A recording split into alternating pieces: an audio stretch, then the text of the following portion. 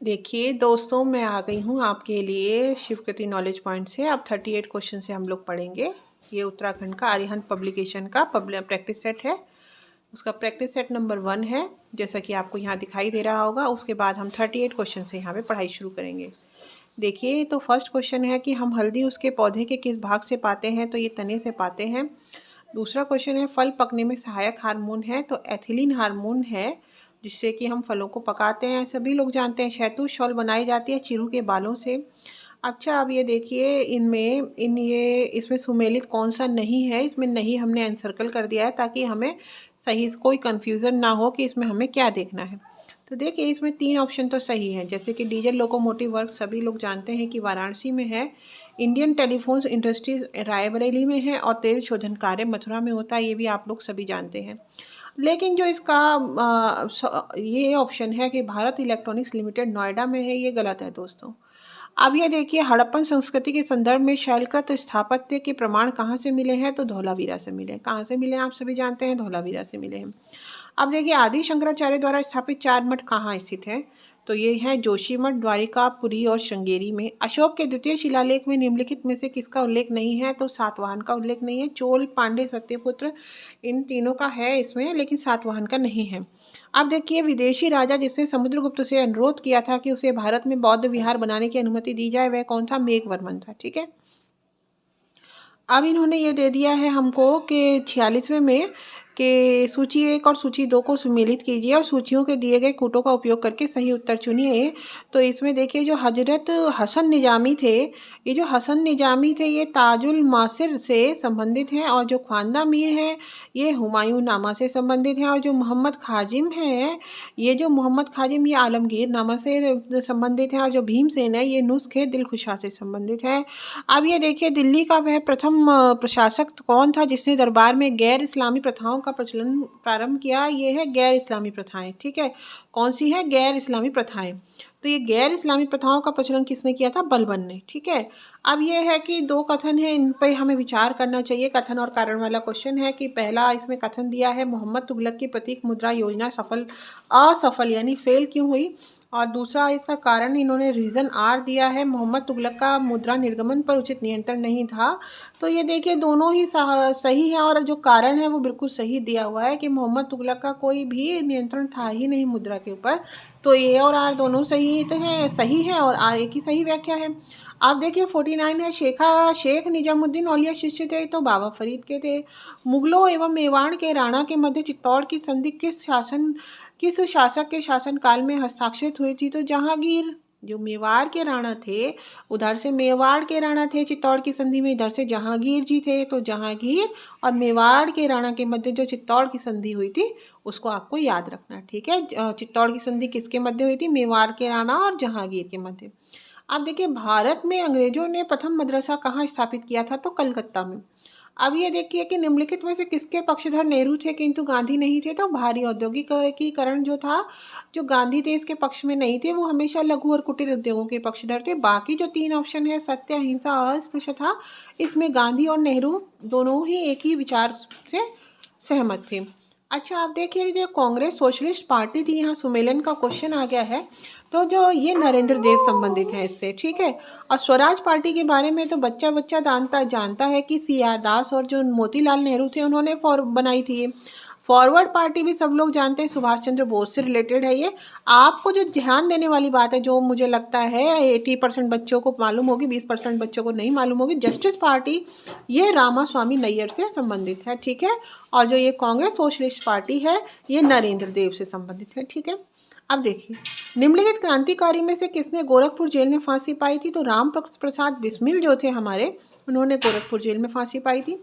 आप देखिए, निम्नलिखित में से कौन सा कथन रंपा विद्रोह के विषय में असत्य है? अब इसको दोबारा हम एन सर्कल कर देते हैं। ये लोग सत्य नहीं पूछ रहे हैं, ये लोग पूछ रहे हैं असत्य यानी कि गलत। तो इसको दबाने में अंग्रेजों को सेना का सहारा नहीं लेना पड़ा था, ये सरासर गलत ऑप्शन है, क्योंकि इसको दबाने में अंग्रेजों को सेना का सहारा लेना पड़ा था।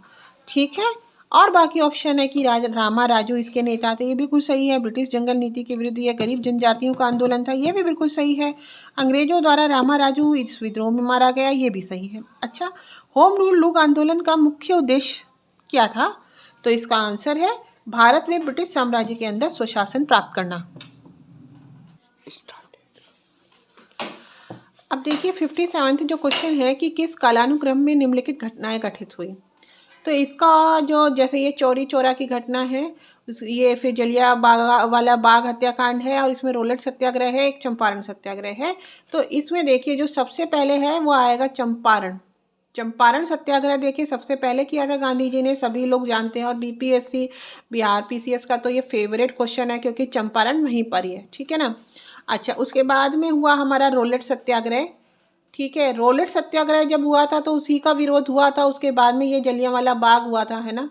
और उसके बाद में आप सभी को पता होगा कि ये तो सबसे लास्ट में हुआ था जो सविनय अवज्ञा आंदोलन, उसी में ये चौरी चौरा की घटना हुई थी, ठीक है ना।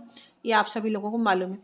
अब आप देखिए 58 question, national liberation federation of India किस प्रकार अस्तित्व में आया। National liberation federation of India, point to be noted, national liberation federation of India. Congress में नरमपंथियों तथा उग्रवादियों में मतभेद के कारण। इसको अच्छे से आप लोग याद कर लेंगे। जो 3 ऑप्शन है वो बिल्कुल गलत है कि ब्रिटिश शासन की बांटो और राज करो नीति के कारण, नहीं दोस्तों। मुस्लिम लीग द्वारा कांग्रेस से समर्थन वापस लेने के कारण, ये भी गलत है। और चौरी चौरा की घटना के कारण, ये भी गलत है। अब देखिए 59 क्वेश्चन क्या है, नीचे दिए गए कूटों की सहायता से निम्नलिखित घटनाओं को कालक्रमानुसार लिखिए, उनकी परिणति भारत के विभाजन के रूप में हुई थी, ठीक है। अब इनको कालक्रमानुसार करना है। तो सबसे पहले है मुस्लिम लीग का जन्म, उसके बाद में मुसलमानों के लिए पृथक निर्वाचक मंडलों की व्यवस्था, उसके बाद मुस्लिम लीग द्वारा पाकिस्तान प्रस्ताव का पारित किया जाना, और सबसे लास्ट में है प्रत्यक्ष कार्यवाही दिवस, ठीक है। अब देखिए फिर आ गया कथन और कारण हमारा। देखिए भारत का विभाजन 2 राष्ट्र सिद्धांत पर आधारित था, ये आप सभी जानते हैं। और दूसरा आर है, मार्ले मिंटो सुधारों से ही कांग्रेस लगातार मुसलमानों के पृथक निर्वाचकों का सिद्धांत स्वीकार करती आई थी। दोनों ही सही है। मार्ले मिंटो सुधार से ही तो पृथक निर्वाचन का जो है धीरे धीरे से उसकी नींव पड़ी थी, जो 1909 में आया था, ठीक है। अच्छा, भारत का निम्नलिखित में से कौन सा क्षेत्र उच्च तीव्रता की भूकंपीय मेखला में नहीं आता है। तो कर्नाटक का पठार जो है हमारा दोस्तों वो नहीं आता है। लेकिन कौन कौन से आते हैं, उत्तराखंड, कच्छ और हिमाचल प्रदेश, ये सभी जो है आते हैं हमारे उच्च तीव्रता की भूकंपीय मेखला, ठीक है बच्चों। अच्छा, अब देखिए निम्नलिखित भारतीय नदियों में से कौन एस्चुरी बनाती है। तो ताप्ती बनाती है एस्चुरी। कावेरी भी नहीं बनाती है, गोदावरी भी नहीं बनाती है, महानदी भी नहीं बनाती है। एस्चुरी कौन बनाती है, ताप्ती। कौन बनाती है एस्चुरी, एस्चुअरी, ये कौन बनाती है, ताप्ती। एस्चुरी कौन बनाती है, ताप्ती। अच्छा, तो अब मैं आप लोगों से एक अनुरोध करती हूँ कि कृपया करके जो एस्चुअरी होती है इसको थोड़ा सा पढ़ भी लें अलग से जाके ना, ताकि इस तरीके से, क्योंकि रटने से दिमाग में बातें एकदम याद नहीं रहती, कुछ ही समय तक रिटेन कर पाती है, तो इसको आप सर्च कर लें। अब देखिए जो इसका अगला है वो है मेटूर बांध। तो मेटूर बांध तमिलनाडु में है, सभी लोग जानते हैं। हीराकुंड बांध तो फेमस है, उड़ीसा में है। रिहंद बांध यूपी में है, ये भी सभी जानते हैं क्योंकि यूपी से ही उत्तराखंड बना है, और वहाँ का एक फेमस बांध है दोस्तों, रिहंद बांध। अच्छा, चौथा है कृष्ण राज बांध, तो ये कर्नाटक में है, ठीक है। कृष्ण राज बांध जो है ये कर्नाटक में है। अब आप देखिए ये जादूगोड़ा निम्नलिखित में से किसके लिए प्रसिद्ध है। तो ये यूरेनियम के लिए प्रसिद्ध है। पोर्ट ब्लेयर के समीप की प्रसिद्ध ब्लेयर प्रवाल भित्ति किस कारण मृत हो रही है। अत्यधिक मत्स्यन के कारण, बहुत ज़्यादा वहाँ पे क्या हो रहा है, मछली पकड़ने का जो उद्योग है उसके कारण, अत्यधिक मत्स्यन के कारण पोर्ट ब्लेयर प्रवाल भित्ति जो है मृत हो रही है, ठीक है जी। अच्छा, अब आप देखिए भारत में निम्नलिखित राज्यों को नगरीकरण की दृष्टि से अवरोही क्रम में व्यवस्थित कीजिए। तो जो अवरोही क्रम क्या होता है, यानी कि घटता क्रम, ठीक है। तो सबसे ज़्यादा जो नगरीकरण है हमारा ये तमिलनाडु में है, उसके बाद महाराष्ट्र में है आमची मुंबई, और उसके बाद में दोस्तों हमारा गुजरात, मोदी जी का गुजरात, और उसके बाद में उड़ता पंजाब में नगरीकरण सबसे कम है, ठीक है। तो सबसे ज़्यादा कहाँ है, तमिलनाडु में, चेन्नई एक्सप्रेस, ठीक है। उसके बाद में आमची मुंबई में, और उसके बाद में गुजरात, मोदी जी। और सबसे पीछे हमारे कौन रह गए? पंजाब वाले रह गए इस चीज़ में सबसे पीछे। ठीक है। अच्छा, अब देखिए, भारत चाय का महत्वपूर्ण निर्यातक देश है और कारण इसका दिया है, भारत में चाय की घरेलू खपत बहुत कम है। तो सभी लोग जानते हैं, घर घर में चाय पीते हैं यहाँ पर लोग। तो ये आर तो बिल्कुल गलत है, लेकिन ए जो है हमारा वो सही है। ठीक है। अब देखिए 68 क्वेश्चन है, निम्नलिखित नदी घाटी परियोजनाओं में से किस एक का लाभ एक से अधिक राज्य को प्राप्त होता है? तो इसका आंसर है चंबल घाटी परियोजना। क्या है? चंबल घाटी परियोजना। अब आप ये देखिए कि सुमेलन हमें फिर से करना है। तो जो बादाम पहाड़ है हमारे, ये लौह अयस्क से रिलेटेड है। लौह अयस्क खनिज मिलता है बादाम पहाड़ में। और जो कोडरमा है ये अभ्रक से रिलेटेड है। किससे? अभ्रक। और जो मोसाबानी है क्षेत्र, ये मोसाबानी तांबा से रिलेटेड है। और जो रवा है दोस्तों, ये मिलता है खनिज तेल पेट्रोलियम से रिलेटेड। रवा कहाँ से रिलेटेड है? खनिज तेल पेट्रोलियम। ठीक है। तो इसको थोड़ा सा, ये मेरे ख्याल में इसमें आपको कोडरमा शायद सबको पता होगा। जो ये हमारा कोडरमा है, ये अभ्रक की खाने हैं यहाँ पर। ठीक है। खनिज कौन सा मिलता है? अभ्रक। ये शायद सबको पता होगा। बाकी जो ये आपका बादाम पहाड़ है, इसको आप रिलेटेड कीजिए लौह अयस्क से। ठीक है। अब ये जो मोसाबानी है, शायद ये भी सबको नहीं पता होगा, ये तांबा से रिलेटेड है। और जो रवा है, ये खनिज तेल पेट्रोलियम। ठीक है। अच्छा, अब आइए आप 70th क्वेश्चन पे कि निम्नलिखित में भारत का कौन सा क्षेत्र मृदा अपरदन इरोजन से अत्यधिक प्रभावित है? तो चंबल घाटी, सभी जानते हैं, वह नलिकाएं होती है मिट्टी में ऐसी। चंबल के बीहड़, चंबल के डाकू, सभी लोगों ने पढ़ा, हो सकता है बैंडेड क्वीन देखा है तो उसमें इस चीज़ को दिखाया भी है वहाँ के क्षेत्र को। तो इसका आंसर है चंबल घाटी। निम्नलिखित राज्यों में से उस राज्य को चुनिए जिसमें सर्वाधिक संख्या में वन्य जीव अभ्यारण्य, नेशनल पार्क और अभ्यारण्य है। तो वो है मध्य प्रदेश। ठीक है।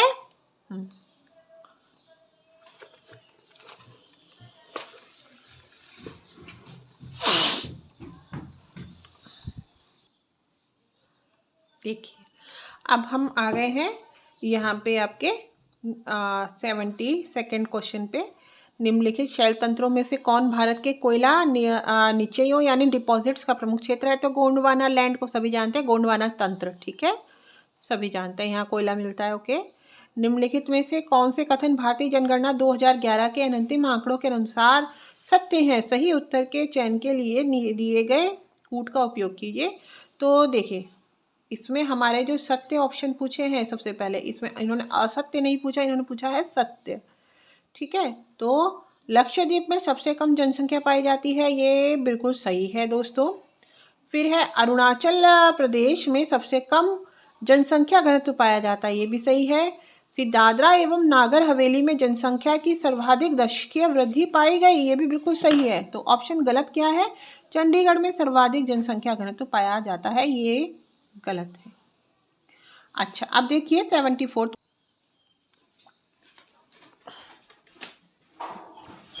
निम्नलिखित कथनों पर विचार कीजिए और उत्तर दिए हुए कूटों की सहायता से दीजिए।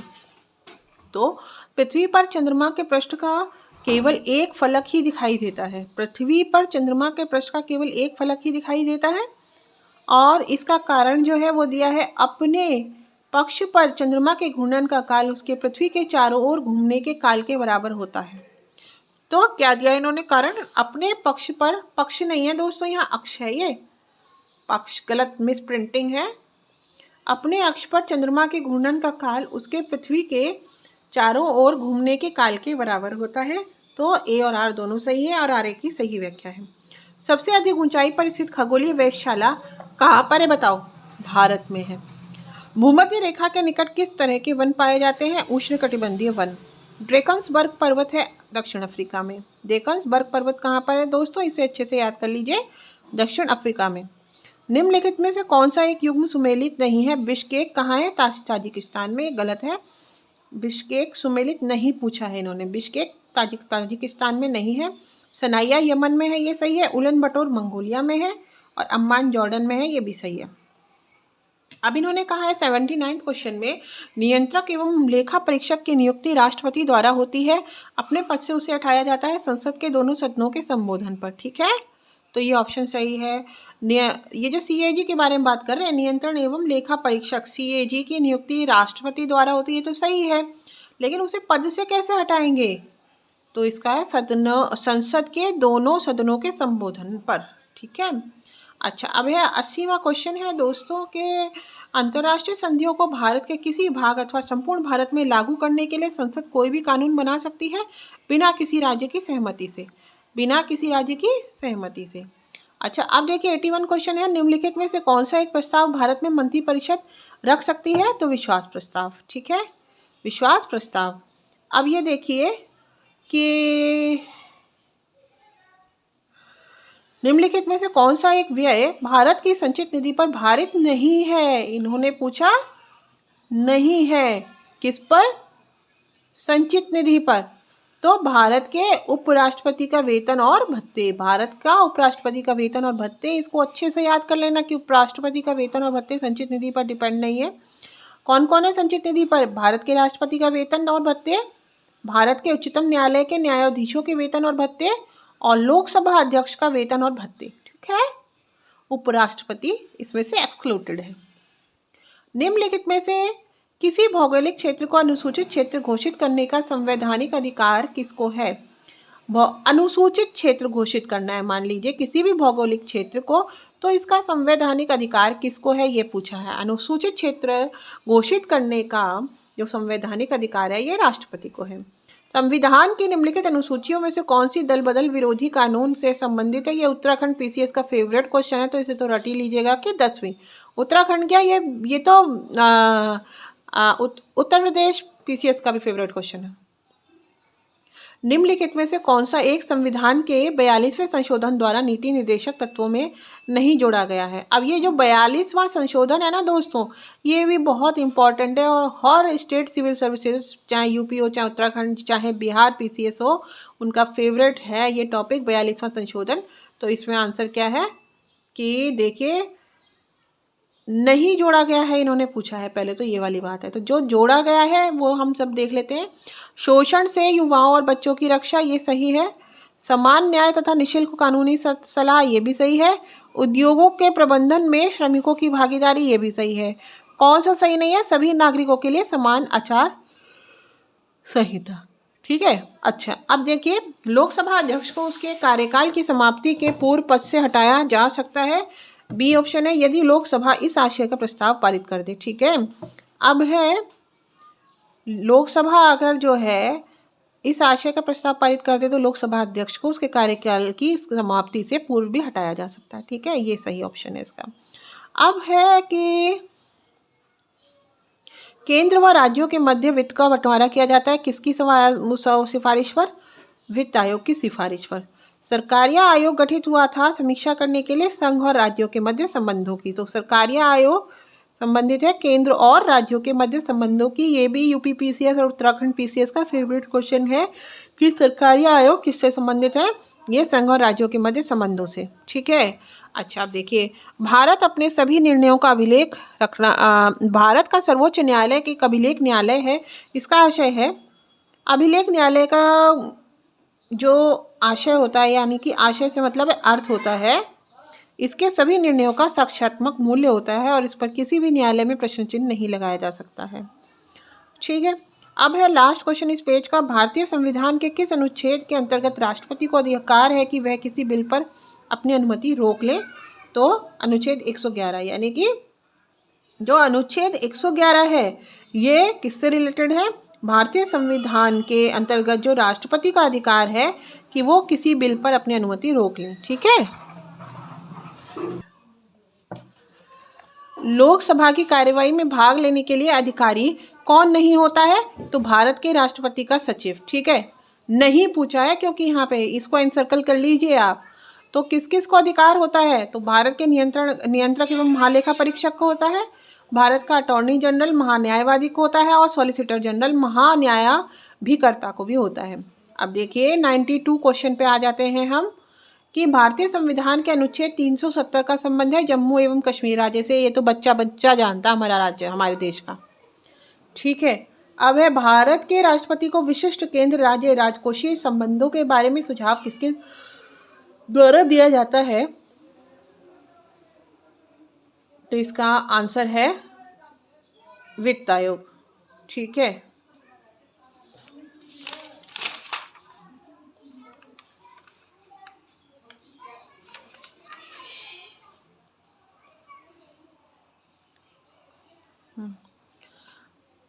ये केंद्र राज्य राजकोषीय संबंध है ना, इसीलिए इसका आंसर है वित्त आयोग। ठीक है, राष्ट्रपति को जो विशिष्ट केंद्र राज्य राजकोषीय संबंध है उसके बारे में सुझाव कौन देगा दोस्तों? तो वित्त आयोग देगा। ठीक है, अच्छा, अब है भारत में पहली बार लोक सेवा आयोग की स्थापना जिस अधिनियम से हुई वह कौन सा था? अब देखिए, जब हम लोक सेवा आयोग, भले ही राज्य लोक सेवा आयोग का एग्जाम दे रहे हैं, तो ये क्वेश्चन तो इम्पोर्टेंट हमारा हो ही गया ना कि भैया किस अधिनियम के तहत हुई है लोक सेवा आयोग की स्थापना? तो वह है गवर्नमेंट ऑफ इंडिया एक्ट 1919, 1919 का जो अधिनियम था ना, भारत शासन अधिनियम 1919, उसके द्वारा लोक सेवा आयोग की स्थापना हुई है। ये बहुत इंपॉर्टेंट है दोस्तों, ये आपको याद रखना चाहिए। अच्छा, अब है जो 95 क्वेश्चन है, भारत के संविधान के अंतर्गत विषय तथा संबंधित सूची के बारे में निम्न युग्मों में से कौन एक सुमेलित नहीं है? तो देखिए, अब नहीं फिर से आ गया, यहाँ पे नहीं है, तो शेयर मार्केट समवर्ती सूची में नहीं आता है। वन हमारे समवर्ती सूची में आते हैं, आप सभी जानते हैं। डाकघर बचत बैंक संघीय सूची में आते हैं, और जन स्वास्थ्य राज्य सूची में आता है। ये सही है, और जो डाकघर बचत बैंक है ये संघीय सूची में आता है। ठीक है, ये आप याद रखें। हिंदू समृद्धि वर्ग दर का संबंध निम्न में से किस समृद्धि दर से है? तो सकल राष्ट्रीय उत्पाद, जीडीपी। भारत सरकार की राजकोषीय नीति का निम्न में से कौन सा एक उद्देश्य नहीं है? अंतर्राज्यीय व्यापार का नियमन। अब देखिए, ये दो ऑप्शन है, तो हमें उत्तर का चयन करना है। तो पहला क्या है, कथन क्या है? विकास की ऊंची दर के साथ शिक्षित बेरोजगारी बढ़ती है। और जो आर है, इसका रीजन है, यह तभी होता है जब व्यावसायिक शिक्षा की कमी होती है। तो ए और आर दोनों सही है, और आर ए की सही व्याख्या है।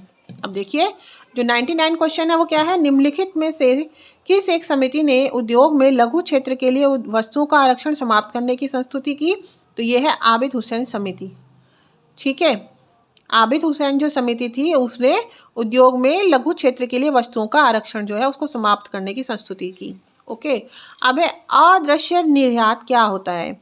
तो सेवाओं का निर्यात। ठीक है, विदेशी निगम शासित होते हैं भारतीय कंपनी अधिनियम 1956 के द्वारा। विदेशी निगम किससे होते हैं? क्या? भारतीय कंपनी नियम अधिनियम 1956 के द्वारा। ओके, अब है हमारा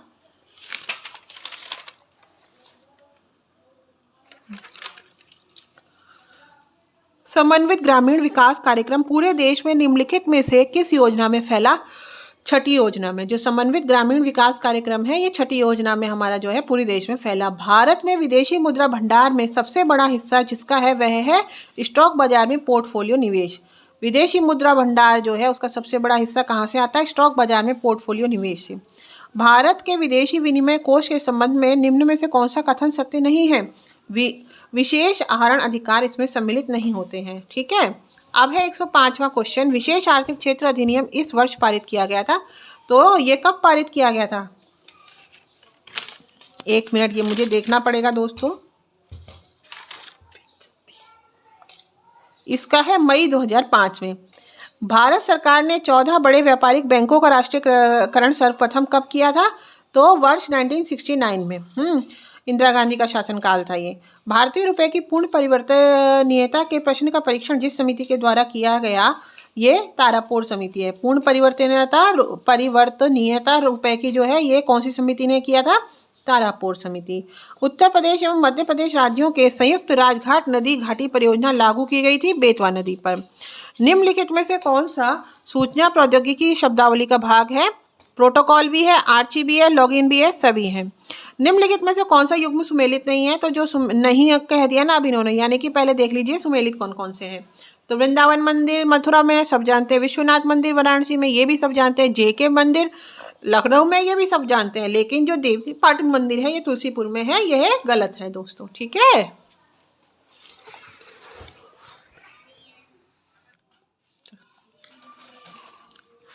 देखिए, तो जो ये 111वां क्वेश्चन है, ये क्या है, पर्यावरण से अभिप्रेत है। तो इसमें जहाँ पे भी वैसे तो ज़्यादातर उपरोक्त सभी ऑप्शन आता है ना, उत्तराखंड में और यूपी में, वहाँ उपरोक्त सभी ऑप्शन ही सही होता है।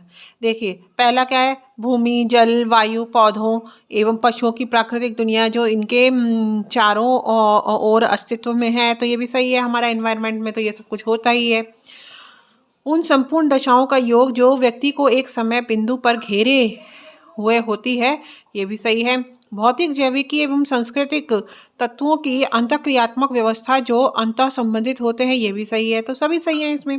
पर्यावरणीय अपकर्ष यानी इन्वायरमेंटल डिग्रेडेशन से अभिप्राय है, उपरोक्त सभी देखिए इसमें भी है। तो क्या क्या है, पर्यावरणीय गुणों का पूर्ण रूप से निम्नीकरण, मानवीय क्रियाकलापों से विपरीत परिवर्तन लाना, पारिस्थितिकीय विभिन्नता के परिणाम स्वरूप पारिस्थितिकीय असंतुलन, तो ये सभी हैं। अपकर्ष हो गया डिग्रेडेशन, ठीक है ना।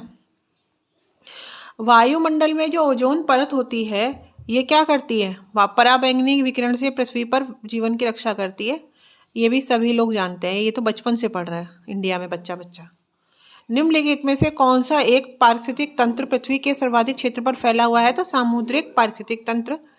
निम्न ग्रीन हाउस गैसों में से ऐसी कौन है जिसके द्वारा ट्रोपोस्फियर में ओजोन प्रदूषण नहीं होता है, तो जलवाष्प, ठीक है। अब है, निम्नलिखित में दी गई सूची में से उसे चुनिए जो वर्ल्ड हेरिटेज साइट घोषित हुआ हो। तो ये क्या है, नंदा देवी जीवमंडल रिजर्व। कौन सा है, नंदा देवी जीवमंडल रिजर्व।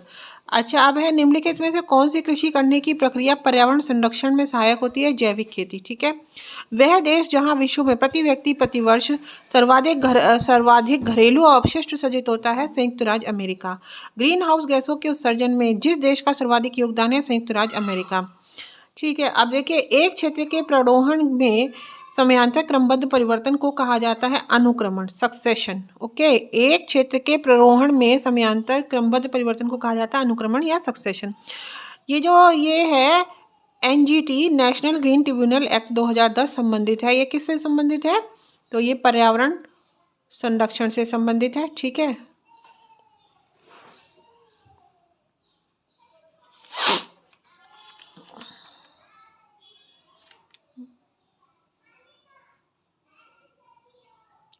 अब देखिए, रेडियोधर्मी प्रदूषण से संबंधित निम्न कथनों में से कौन सही है, तो इसमें सीधे सीधे सही पूछ लिया है।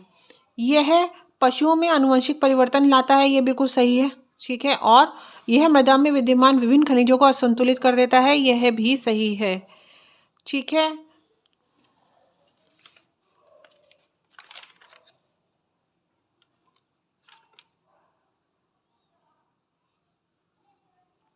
यह सही है क्या दोस्तों, तो यह सही नहीं है कि ये, इसमें ऑप्शन सही है पहला, तीसरा और चौथा। क्या पहला है, यह पशुओं में आनुवंशिक परिवर्तन लाता है। तीसरा है, यह रुधिर संचार में व्यवधान पैदा करता है। यह कैंसर पैदा करता है, ठीक है, यह कैंसर पैदा करता है रेडियोधर्मी प्रदूषण, ठीक है। अब देखिए, अंतर्राष्ट्रीय न्यायालय का मुख्यालय कहाँ है, जिनेवा में है। कहाँ है, जिनेवा में है अंतर्राष्ट्रीय न्यायालय का मुख्यालय है। अंतर्राष्ट्रीय न्यायालय का मुख्यालय कहाँ पर है, जिनेवा में। सही पढ़ा रही है दोस्तों, गलत पढ़ा रही हूँ मैं, ये है हेग में। कहाँ है, हेग में, ठीक है। अब देखिए, भारतवर्ष में सर्वप्रथम दूरभाष का प्रादुर्भाव किस वर्ष में हुआ, तो 1851 में हुआ। कब हुआ, 1851 में। कौन सा दिन डायबिटीज दिवस के रूप में जाना जाता है, तो 14 नवंबर। अंतर्राष्ट्रीय संबंधों में निम्नलिखित में से किस कारक का योगदान नहीं है, तो देखिए, तकनीकी प्रगति का तो है, अंतर्राष्ट्रीय व्यापार का विकास का भी है, उद्योगों का विकास भी है, आक्रामक राष्ट्रवाद की भावना का नहीं है। निम्न में से किसे डायनोसोरस का कब्रिस्तान कहा जाता है, तो इसका आंसर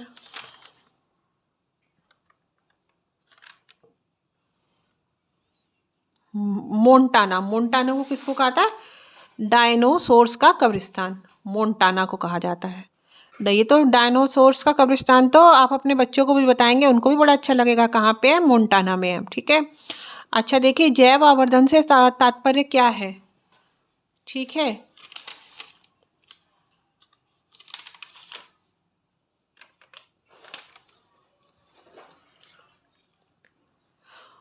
उत्तरोत्तर पोषण स्तरों के जीवों में पीड़क नाशियों की मात्रा का बढ़ना। अब देखिए, भारत में जैव विविधता के ताप स्थल हैं पूर्वी हिमालय व पश्चिमी घाट। द ओडेसिटी ऑफ होप नामक पुस्तक के लेखक हैं तो बराक ओबामा। विश्व वन्य जीव कोष का प्रतीक है लाल पांडा। वर्ल्ड वाइल्ड लाइफ फंड का कौन है? लाल पांडा। संकटग्रस्त पादपों के नाम सूचीबद्ध किए जाते हैं लाल आंकड़ों की पुस्तिका में। सूचना का अधिकार अधिनियम का उद्देश्य है सार्वजनिक अधिकारियों से सूचना प्राप्त करने की पहुंच। Tata institute of fundamental research कहाँ पर स्थित है? मुंबई में।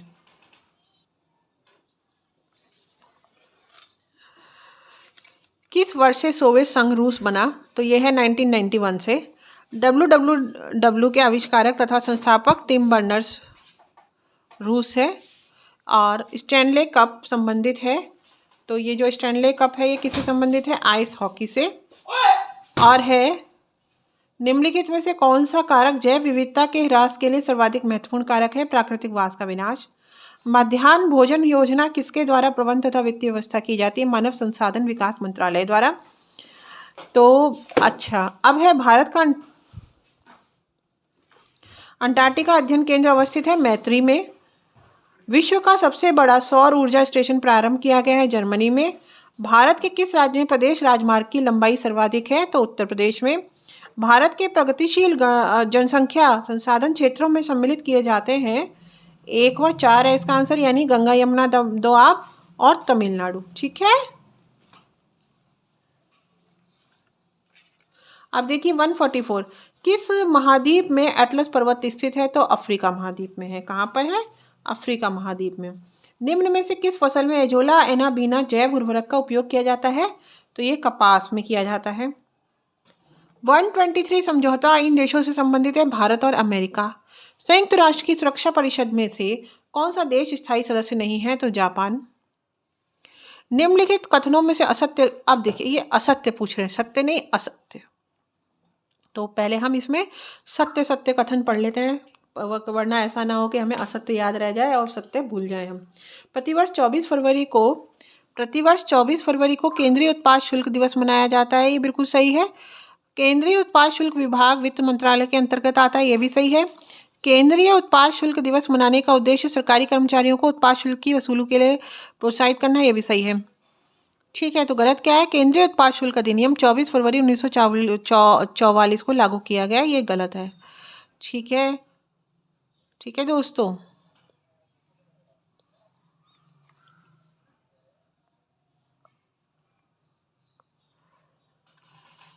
The test of my life पुस्तक का लेखन किसने किया है? ये किया है सुनील गावस्कर ने। सुनील गावस्कर ने नहीं, ये किया है दोस्तों युवराज सिंह ने। किसने? युवराज सिंह ने।